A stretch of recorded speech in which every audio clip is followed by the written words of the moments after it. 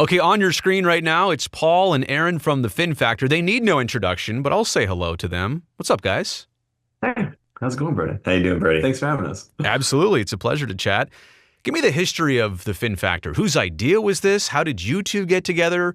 And what was the thought on putting together like a Sharks regular show? Yeah, how did you two get together? Or start there. Kindergarten, actually. Oh my We've known each gosh. other forever. Yeah. So, yeah, I've been bothering him for many, many years now, and we just always enjoyed the Sharks ever since we were kids. And we went to the games when we were kids, and then just kind of growing up, staying friends all through high school and whatnot.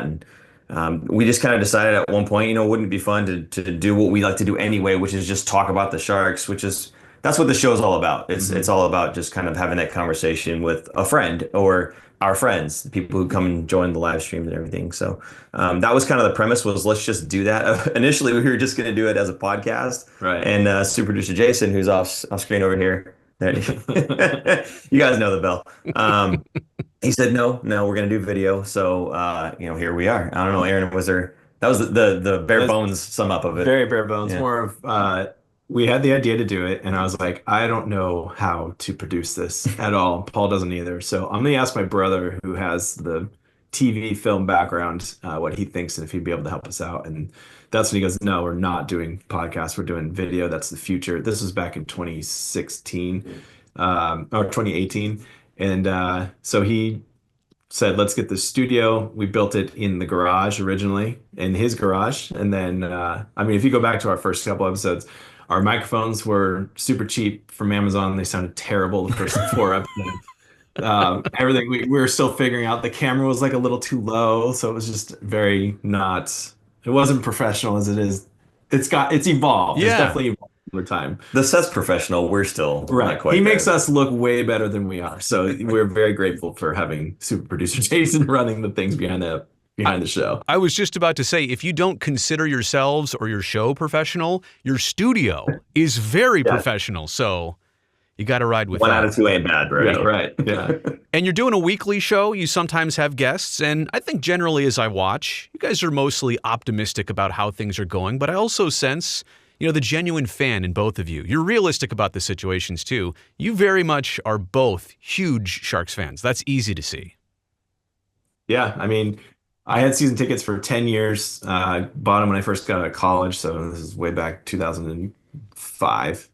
And had them for 10 years with my buddy Marshall, who's also been on the show a few times. And so we went to, those first couple of years, we were roommates and we went to every single game. We didn't miss a game ever. So I watched a lot of hockey. And in those golden years of Joe Thornton, Patrick Marleau, Pavelski, Couture when they came up, all those guys and the Cup run. So it actually ended with the Cup run. At that point, we're married, have kids, things are getting busier. We can't do season tickets anymore. And so that was our last season. And it happened to be the year that they went all the way to the finals. So it was a good swan song. I wish they won the Cup, obviously. It would have been great. But we had a good time then. And then, as Paul said, growing up, his dad had season tickets. So when we were back in even high school, or before high school, we were going to games in the seats where his dad's just like, I don't want to go tonight, you guys go. And so we got to go to a lot of games then too. Very grateful to watch a lot of Sharks hockey in person. Yeah, like you said, we had season tickets when I was a kid, but kind of in my later years here, my season tickets were on the couch, right? So, best seat in the house, by the way. You get Randy and Drew, right? And you get the replays. You don't get the replays as much. Yes. When you're sitting there looking at the center hung. I'm looking at you, Jonathan Becker. He doesn't like Jumbotron anymore. That's not what it is. It's center hung. But yes, I think you're right. We try to keep it light, friendly, as much as we can. Sometimes we get some people in the chat. We're still friendly with them, but sometimes it comes to us. That's okay. That's what we're here for. Again, it's supposed to be a conversation among friends. You don't always agree with your friends, and that's okay. So yeah, we try to do that. We try to make it just a lighthearted, fun thing. We don't swear. We keep it family friendly, and it's worked out really well for us so far. Good plug for the Fin Factor. It's family friendly. No, and I think the biggest compliment anybody could ever give me is, it doesn't look like you have to fake it. You're really into this stuff. And I would say the exact same thing about both of you. When I watch, I can tell like this is a passion thing for both of you. So how do we each look at this season so far? Record-wise, from where we stand right now to last year, it doesn't look a lot different from the outside, but I bet you guys think it does look a lot different because you watch it a lot more closely. I would say this season is way more exciting than last season. Last season was pretty bad. Obviously, Macklin Celebrini, Will Smith being brought in, and some other guys, so it makes it a better product than it was last year. Now the record does look the same as last year, but if you look at the goal differential, that's probably the biggest difference right there, Yeah. and they're not getting blown out in games. I mean, we ran this stat over a month ago where there was 20 games within a goal. If you take away the empty net goals, you take half of those and turn those into wins. Right. This is a completely different story. And I said since the beginning that I think this team would be bottom 10 in the league, not bottom three. I didn't think they were going to get the lottery pick. I thought they were going to be around ninth, 10th overall pick. And Mike Greer just said the same thing maybe 2 weeks ago. That's kind of what their expectations were. And next year, I think they could still be a playoff bubble team, meaning they're kind of in the running through until the end, and they'll be less sellers at the trade deadline than they have been the last couple years. Paul's a little bit even more optimistic than I am. I'm generally the overly optimistic one, where I even felt that this season they could have been a bubble team, just seeing how good Macklin has been, right? And you take away those games, it was 12 games, I believe, that he missed. And with him not there for those games, it was such a huge impact. The team was doing so poorly. Um, Not that they're doing so great right now, regardless, but I really feel that if you put him back in that lineup and you have a little bit more of that cohesion with that group, and you look at the amount of games, as Aaron just said, where we're losing games by a goal or 2 goals if it's an empty net goal. Games where we went into the third period where they're ahead and then they fall behind, they lose, right? If you correct a lot of those mistakes, I think they are a bubble team. So I think, again, very optimistic for the season, maybe overly so. But when you take a look at, again, where they were last season, and they were just getting kind of blown out in a lot of these games, and you look at this season, yeah, the record is similar, but as Aaron said, the goal differential is a lot tighter. And it's nice that last season we were looking at, where this team can be in terms of kind of the futures, looking at, oh, we have this draft pick, we have this prospect that's still waiting in the wings, but we have them there, right? Now it's like you get to see these guys on the ice, Celebrini and Smith and Mook Madoulin's showing up, Colin Graff, right? We've seen Jack Thompson, who's brought over. We got a lot of young talent that's on this team now, and it's definitely something you can see forming on the team right now, not just somewhere out there in the ether right now. So it's definitely very promising. I think what we all agree on are the steps this team needs to take. And for a while, it was fixing up the salary cap situation. Now it's acquiring pieces. Next, it's developing pieces. But from here to the next step, I agree with both of you. It's being a playoff bubble team, like a winning team, but a playoff bubble team. And then eventually the end game is, right, compete like you were in the 2010s for a Stanley Cup every year, or at least put yourself in that conversation. So with that said, I mean, it's hard to know the timing of all this, right? Like, when will that season happen where you're a bubble team? Is it next year? Obviously, it's not this year. What are your predictions down the final stretch of these 25 games here of this season? Well, I'll start because that was my prediction was this year we might be a bubble team, but again, overly optimistic at times. That's Sure, me. But sure. I'm with Mike Greer. I trust this guy. I think that this could absolutely be a bubble team. I mean, look, we got Tyler Toffoli this season, right? Yeah, and for You got 3 more years. free agents. Yeah. Exactly. And free agents that are looking to come to a team that is on the up and up. I mean, think if you're a guy like Colin Graff right now, right? Right. You just decided you were going to come to San Jose Right. because everybody wanted you. You came in at the right time because you're coming up with a young core about your age. Look at all these free agents that are going to be looking at this team, kind of like Colorado back in the day when they were all very young, but very, very skilled. You've got some high-end guys that are thinking, man, maybe it makes sense. I remember, and Milan Lucic isn't exactly the best player or the best example here, but when Connor McDavid joined the league, Milan Lucic wanted to play in Edmonton because he wanted to play with Connor McDavid. And I feel like that's going to be the case with some other free agents playing with Macklin Celebrini. I think for this season, to play out the last 25 games or so, I'm kind of watching the progress of those young guys. They're going to get probably a little bit more ice time.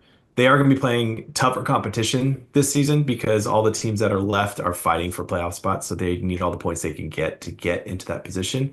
So we're going to see a lot more games where the other teams are not going to take their foot off the gas. So it will be a little tougher. But for me, just watching the individual players, some of these guys that their junior league seasons are going to be ending and they could possibly join, like Quentin Musty is one of my favorite. Maybe we see Houghton get a couple games in just to kind of cups of coffee, kind of give them a taste of the NHL so that they can go into the summer, know what they need to work on to get to that next level.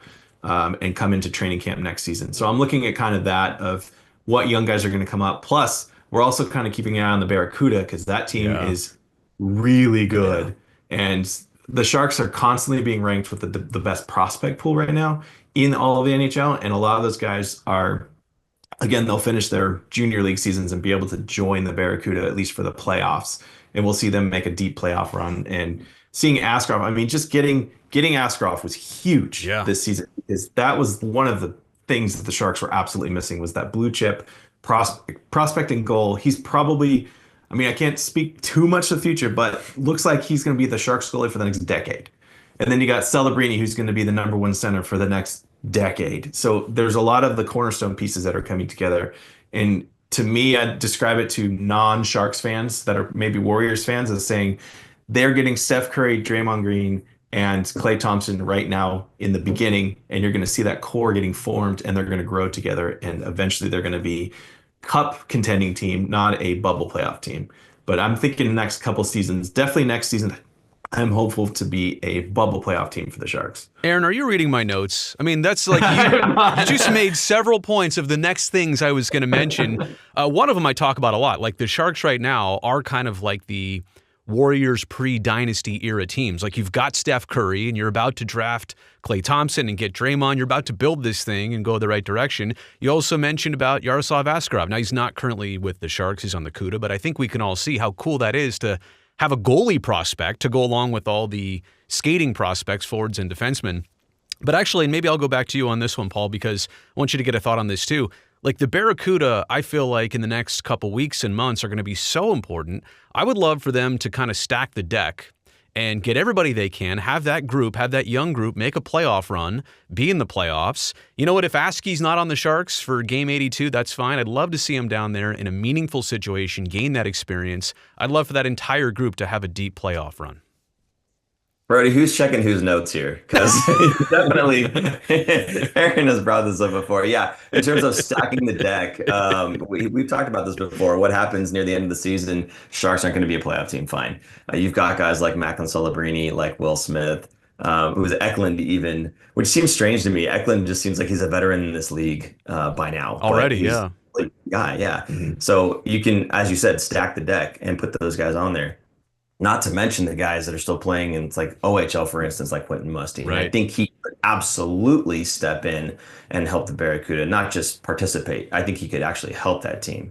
The one thing I was talking to Aaron about with this was, okay, but if you're a Barracuda player right now, man, that kind of sucks because you got a bunch of guys, you got like a whole line of players that comes in and kind of takes your job. And it's like, well, you know, we went the whole season, we earned this, right? So on one hand, I feel like I think it'd be great experience, right? Playoff experience, meaningful for young guys like that. On the other hand, I kind of hope that the guys that already put in the hard work for that team get the opportunity to continue to put in the hard work for that team.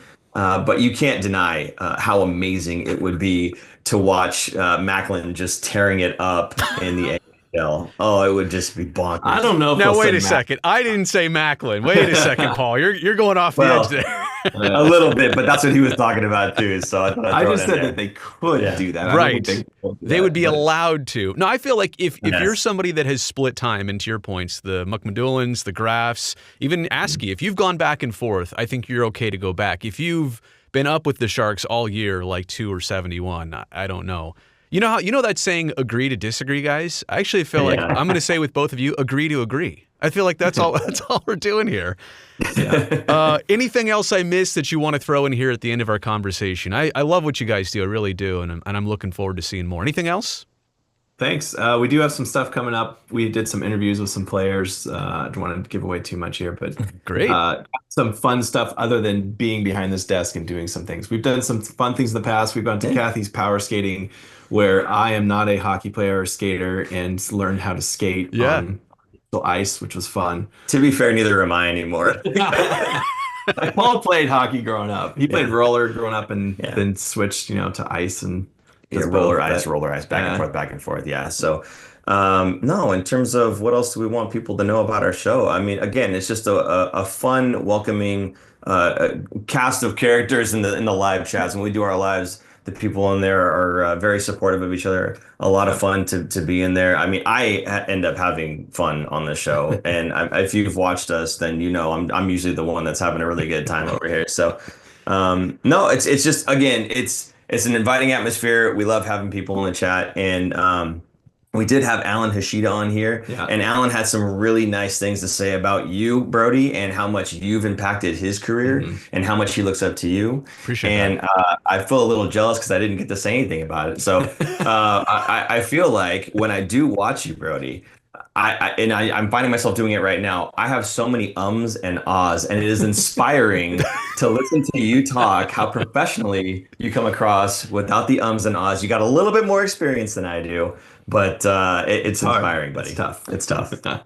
I've rode Randy Hahn's coattails so long. I just always feel like I know the right thing to say. What would Randy say at this moment? No, I really appreciate that, Paul. And same goes back to you. I watch your guys' stuff, and you have the best Calder Trophy segment going on with any show right now. And so I'll close it out by saying this. I think what we all need to focus on is maybe the spring and summer of Calder in San Jose. We want a Calder Trophy and a Calder Cup. Let's get greedy. Absolutely. Right? That would be amazing. All right. Hey, Paul and Aaron, I really appreciate the support. I throw it right back at you. It's been good to catch up. Let's do this again sometime. Let's do it. Can't wait. Thanks, Brodie. Appreciate it. Thank you.